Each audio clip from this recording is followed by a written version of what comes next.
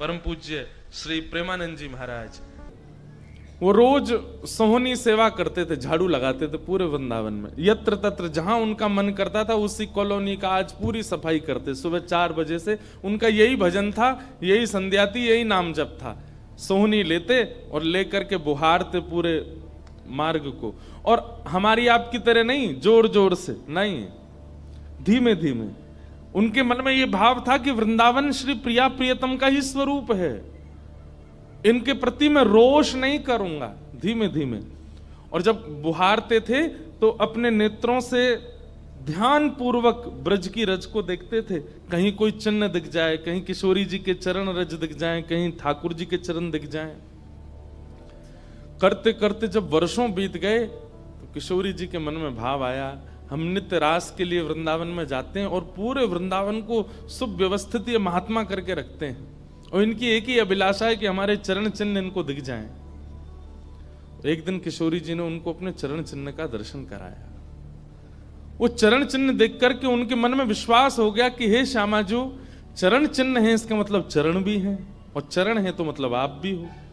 जब चरण चिन्ह तक ले ही आई हो तो आप अपने दर्शन भी करा दो। अब अगली उनकी स्थिति हो गई कि अब चरण चिन्ह नहीं, अब तो प्रत्यक्ष किशोरी जी को देखना है। लेकिन हमारे ब्रज की एक परंपरा है कि जब तक किशोरी जी की सखियां अनुमति नहीं देंगी ना, तब तक किशोरी जी के दर्शन नहीं हो सकते।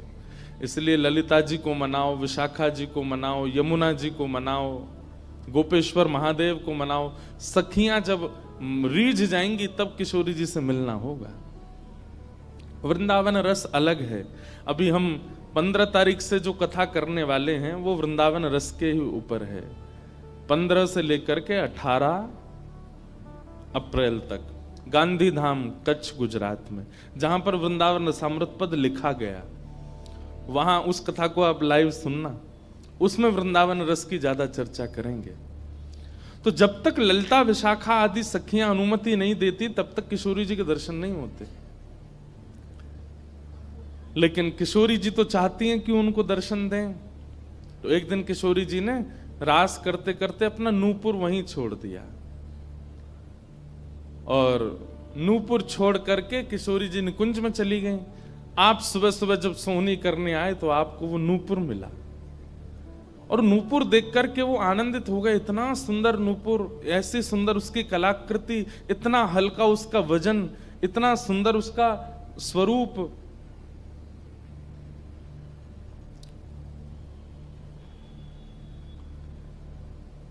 आपके मन में भाव आया कि कोई बड़े घर की लाली होगी, उसका रह गया होगा, मैं रख लेता हूं, कभी कोई मिलेगा मांगने आएगा कि भाई हमारा नूपुर दो तो मैं दे दूंगा। आपने वो नूपुर अपने पास रख लिया। नूपुर से दर्शन किशोरी जी ने कईयों को कराए। इसलिए वृंदावन में जब चला कीजिए ना, बहुत ध्यानपूर्वक देखते हुए पृथ्वी को चला कीजिए, क्या पता क्या मिल जाए।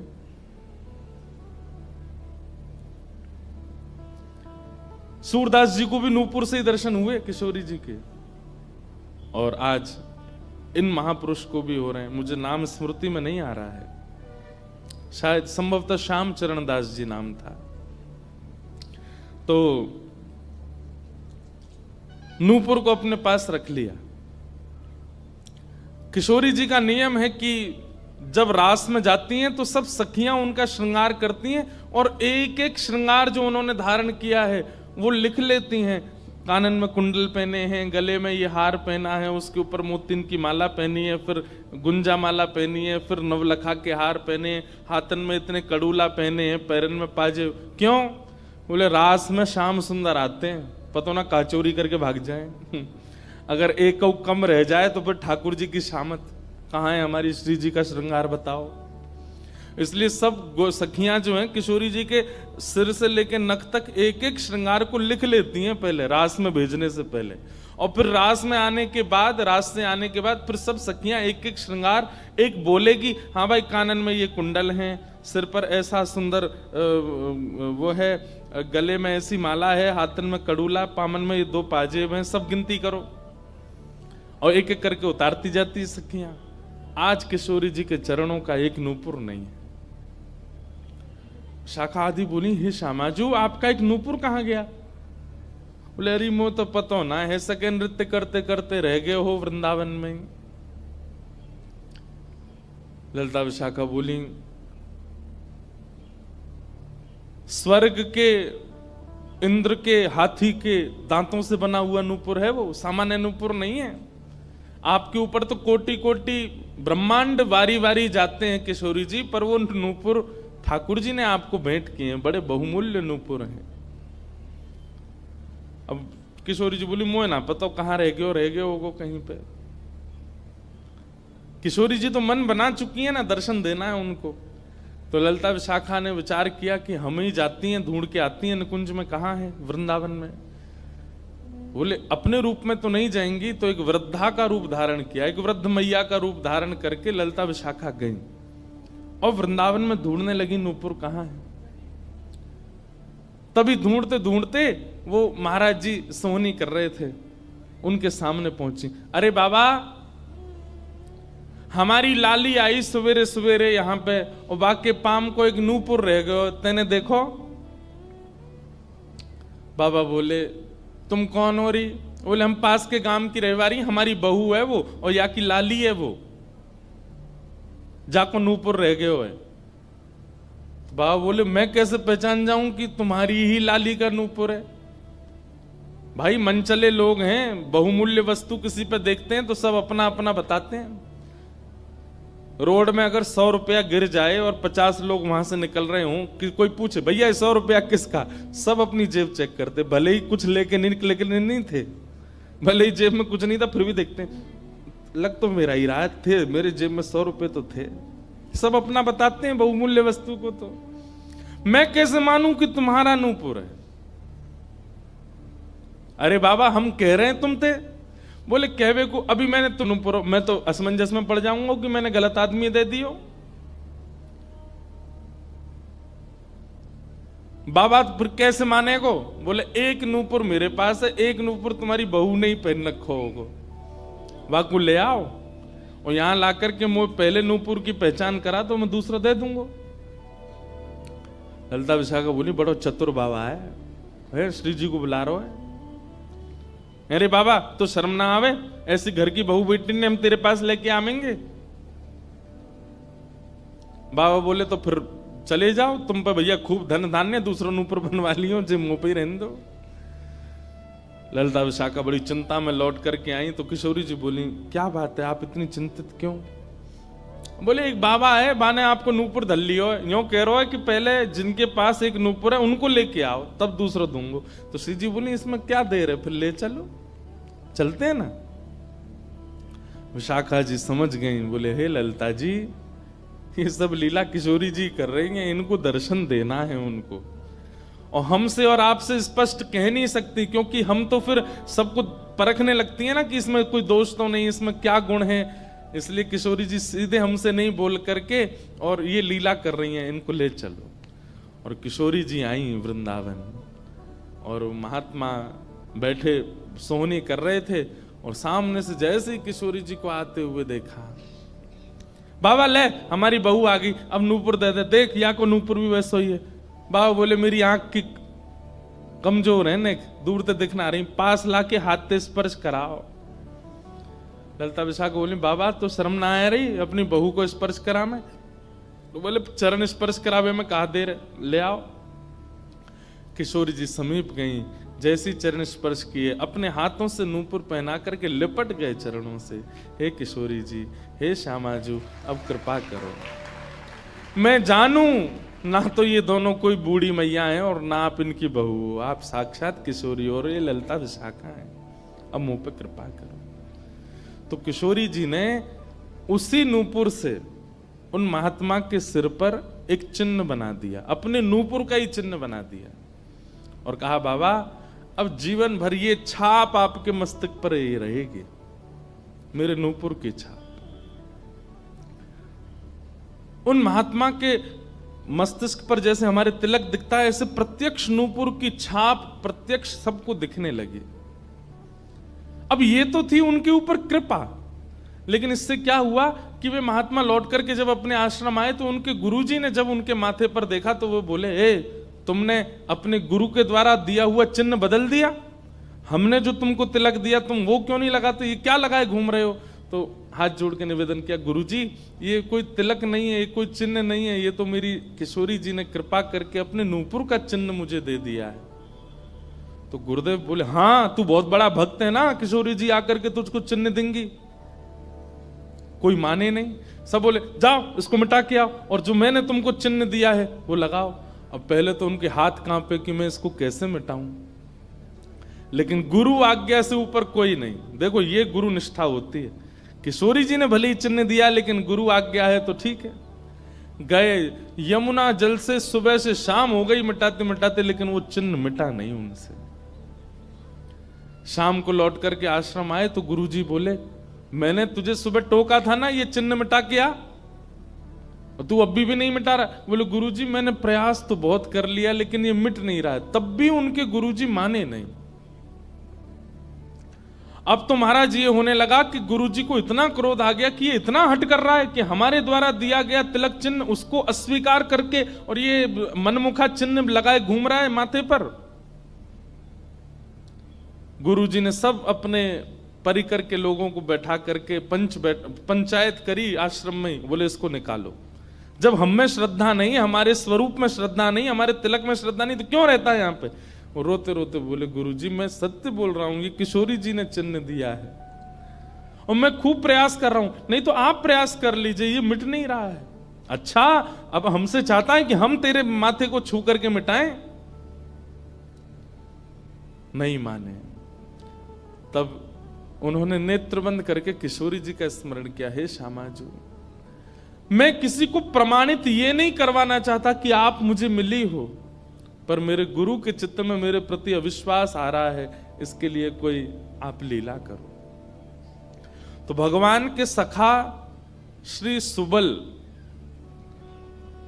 सुबल जी की ये आराधना करते थे। ये जो महापुरुष थे ये ठाकुर जी के सखा सुबल का चिंतन करते थे कि कभी मैं ठाकुर जी से मिलने का मन हो तो सुबल, जैसे भगवान के सखा है ना, तन सुखा मन सुखा धन सुखा मधुमंगल श्री दामा सुबल, तो ये सुबल का चिंतन करते थे कि सुबल कभी कृपा करेंगे तो मुझे ठाकुर जी से मिला देंगे।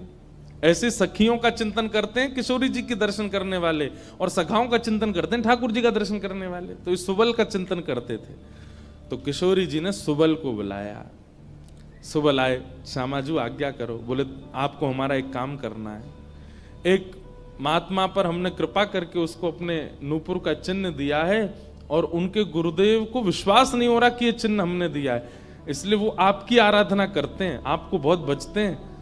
आप जाकर के हमारी तरफ से ये प्रमाण दे दो कि हमने चिन्ह दिया, क्योंकि उस सभा में कई लोग ऐसे हैं जिनको मेरे दर्शन का अधिकार नहीं है और मैं तो जाना चाहती हूं पर ये ललिता विशाखा मुझे जाने नहीं देंगी, इसलिए आप जाकर के वहां प्रमाणित कर दो कि ये चिन्ह मैंने दिया है। तब भगवान के सखा सुबल साक्षात उस आश्रम में प्रकट हो गए और प्रकट होकर के जैसे देखा दिव्य देह, दिव्य तनु, दिव्य तेज निकल रहा है, सबने प्रणाम किया। बोले कि ये आपका परिचय। बोले मैं भगवान का सखा सुबल हूं। देख करके सबने बोले आप कैसे आए। बोले हे गुरुदेव आप अपने शिष्य पर इतने रोष कर रहे हो, ये चिन्ह ये किशोरी जी ने ही इनके माथे पर पधराया है, आप इनके ऊपर नाराज मत हो। अब सुबल प्रमाणित करके चले गए। अब क्या हुआ, गुरु जी को आत्मग्लानि होने लगी।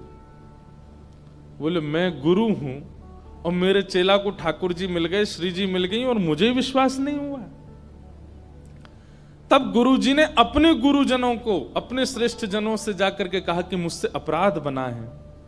ठीक है, गुरु शिष्य के ऊपर क्रोध कर सकता है, उसका कोई दंड नहीं होता, पर किशोरी जी के द्वारा कृपा की गई, मैंने उस पर प्रश्न चिन्ह उठा दिया, इसका तो मुझे दंड मिलना चाहिए। तब सब रसिक जनों ने विचार किया, बोले इसका क्या दंड दें। तो बोले आप एक काम कीजिए कि दंडोत्सव कीजिए। दंडोत्सव।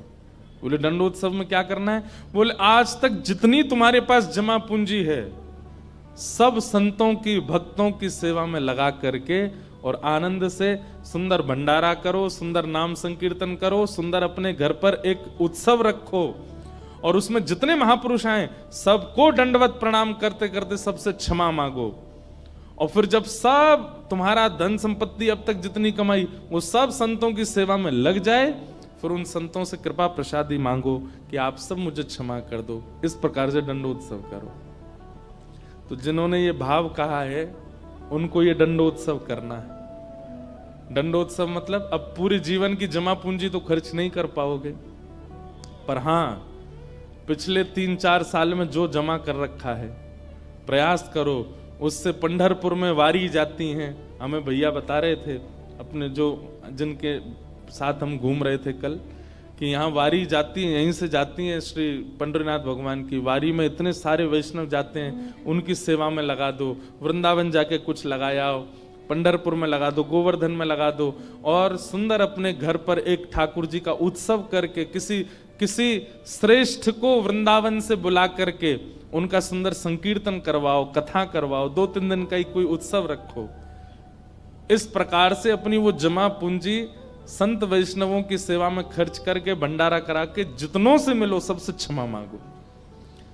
वारी निकलती है आषाढ़ी एकादशी पर, इतने सारे वैष्णव जाते हैं पंढरपुर दर्शन करने, मार्ग पे खड़े होकर सबको शरबत पिलाओ और जो जो शरबत पिए उससे क्षमा मांगो, मुझे क्षमा कर दो, मुझसे अपराध बना है, मैंने कंठी पहनने के बाद भी मांस का सेवन किया, मैंने मद्य का सेवन किया, मैंने ऐसा किया, ये क्षमा मांगो। असंख्य भक्त एक साथ जब आपको क्षमा करेंगे तब आपका ये अपराध पूर्ण होगा। इसी को कहते हैं दंडोत्सव। तो फिर कथा पूरी करें। वो महाराज जी को सब लोगों ने कहा तुम दंडोत्सव करो, तो उन्होंने कहा ठीक है, मैं अगले 7 दिन के लिए दंडोत्सव करूंगा। ब्रज में जितने भी संत आवेंगे ब्रज की सीमा पर खड़े होकर के सबको माला पहना करके सबको सत्कार के साथ लाया जाए। आश्रम में उनकी रहने की सुंदर व्यवस्था, प्रसाद की व्यवस्था, और नाम संकीर्तन अखंड चले 24 घंटा 7 दिन तक, और खूब भंडारा चले, और जितने महापुरुष आए सबसे क्षमा मांगनी। तो जब ये दंडोत्सव का बात हुई तो गुरु जी ने दंडोत्सव लिया, और चेला बेचारे जिनको किशोरी जी ने चिन्ह दिया था वो मन में सोचने लगे ये क्या हो रहा है, मेरे कारण मेरे गुरुजी को दंडोत्सव करना पड़ रहा है। तो उन्होंने अपने गुरुदेव के सामने प्रणाम करते हुए अपनी झोली फैला के कहा गुरुजी मुझे एक भिक्षा दे दो। तो क्या चाहिए? बोले जो दंडोत्सव आप करना चाह रहे हैं वो मुझे करने दीजिए, आप विराजिए, आपकी जगह मैं करूंगा, मैं शिष्य हूं आपका। तो बोले नहीं नहीं, अपराध हमने किया तो तुम क्यों करोगे? बोले गुरुजी बस यही कृपा चाहिए। तब बड़े संतों ने मिलकर के सबने कहा कि भाई देखो शिष्य कर सकता है, अगर इनकी इच्छा है तो ये करने दो। तो फिर गुरुजी का दंडोत्सव उन्होंने ही किया जिनको चिन्ह किशोरी जी ने प्रदान किया था, दंडोत्सव मनाया। इस प्रकार भैया जिनसे ये अपराध बन जाता है ना, कभी कंठी माला पहनने के बाद अपराध बन जाता है, किसी वैष्णव के प्रति कुभाव बन जाता है, किसी तीर्थ में जाकर के कोई पाप बन जाता है, उनको ये सब दंडोत्सव करने चाहिए। अपनी कोई पैसा खर्च कराने के लिए नहीं कह रहे हम, लेकिन हाँ जितना हो सके वैष्णवों की सेवा करके, अब चाहे वो धन लगा के करनी पड़े, चाहे तन से करनी पड़े, चाहे मन से करनी पड़े। पर लोग बड़े कंजूस हैं आजकल। बोले कि महाराज जी आपने मन से सेवा भी तो कही है, कोल्हापुर में बैठे बैठे आंख बंद करके यहीं संतों की सेवा कर देंगे, इनके पाम पूछ दिए, 5000 रुपये हमने दक्षिणा में दे दिए, ले खर्च भी नहीं हुए, मन से सेवा भी हो गई। किसी का भाव है कि आप कहते हैं महाराज जी कि ठाकुर जी से कुछ मत मांगो, पर अगर ठाकुर जी से कुछ मांगना है तो ठाकुर जी को मांगो। ठाकुर जी अगर मिल गए तो फिर उसके बाद क्या? ये तो भाई जब मिल जाएंगे तब मैं पूछूंगा आपसे, उसके बाद क्या? सही बात तो ऐसी है कि ठाकुर जी मिल जाएंगे ना, ठाकुर जी सदा के लिए तो नहीं रहेंगे, थोड़ी देर दर्शन देके चले जाएंगे और फिर आपके चित्त में अखंड प्रेम प्रज्वलित करके जाएंगे। अनंत प्रेम के रस में आप डूबने लगोगे, जिसको देखोगे उसी के प्रति प्रेम उत्पन्न होने लगेगा, उसी के प्रति श्रद्धा भाव, उसी में ही वैष्णव दर्शन होने लगेगा। छके रहोगे सदा कृष्ण प्रेम में, जैसे मीरा बाई। जिन भेषा मेरो सावरो रीझे, जिन भेषा मेरो सावरो रीझे, जिन भेषा मेरो गिरधर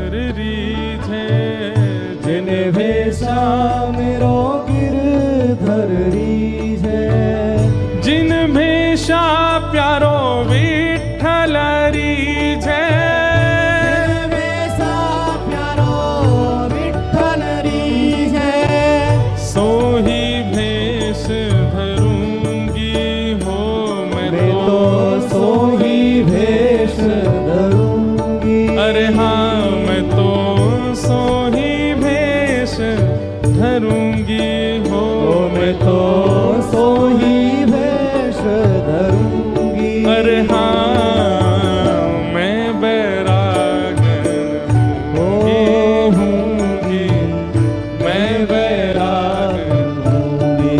ओ बाला मैं बैरागन हूँगी, मैं बैरागन हूँगी, मैं बैरागन हूँगी। ओ प्राण हमारा वहाँ बसत है, प्राण हमारा वहाँ बसत है, प्राण हमारा वहाँ बसत है, प्राण हमारा वहाँ बसत है। ओ यहाँ तो खाली को, यहाँ तो खाली को, हाँ यहाँ तो खाली को, यहाँ तो खाली को। ओ मात पिता परिवार सोई है, मात पिता परिवार सोई है, मात पिता परिवार सोई है, मात पिता परिवार सोई है। ओ कहिए तिनका तो भला कहिए तिनका तो, हाँ भला कहिए तिनका तो, भला कहिए तिनका तो। अरे हाँ मैं बैरागन हूँगी, मैं बैरागन हूँगी, मैं बैरागन हूँगी। मैं बैरागन भाव भाव से ओ बाला मैं बैरागन हूँगी, मैं बैरागन हूँगी, मैं बैरागन हाँ हूँगी, मैं बैरागन हूँगी, मैं बैरागन ओ हूँगी, मैं बैरागन हूँगी। मैं बैरागन हूँगी। ऐसे प्रेम में छक जाएंगे। जैसे किसी प्यासे को पानी पिला दिया जाता है तो क्या उसको दोबारा प्यास नहीं लगती? लगती है। ठीक वैसे ही ठाकुर जी एक बार शीतलता दे देते हैं दर्शन देके, और उसके बाद जब जाते हैं तो फिर से वही स्थिति और दुगनी हो जाती है, मिलन की उत्कंठा और ज्यादा व्याकुल कर देती है। ठाकुर जी का मिलन परिपूर्णता नहीं कर देता, इसका मतलब यह नहीं है कि आपका अब इच्छा नहीं होगी, बल्कि पहले से और तीव्र इच्छा प्रकट हो जाएगी। ठाकुर जी मिल जाएंगे तो और रोना आएगा, क्यों? अब जाना नहीं आप, लेकिन ठाकुर जी तो जाएंगे, और जब ठाकुर जी जाएंगे तो फिर वही विरह वेदना जो सूक्ष्म थी अब वो प्रगाढ़ हो जाएगी, अब और मिलन की इच्छा होगी और दर्शन की इच्छा होगी।